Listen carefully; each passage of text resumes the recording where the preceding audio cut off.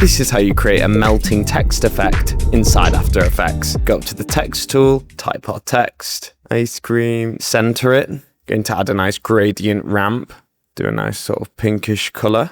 In the effects and presets, just search liquify, apply that to the text. And we're going to make a keyframe on distortion mesh on frame 1. On the warp tool options drop down menu, just increase the brush size and the brush pressure, and this will enhance the drip effect. On frame 1 on the timeline, I'm going to keyframe the distortion mesh, move to the end of the timeline, and then we can just start to click and drag and paint our text downwards. And then if we press U on the keyboard, we can see our 2 keyframes here and the animation in between.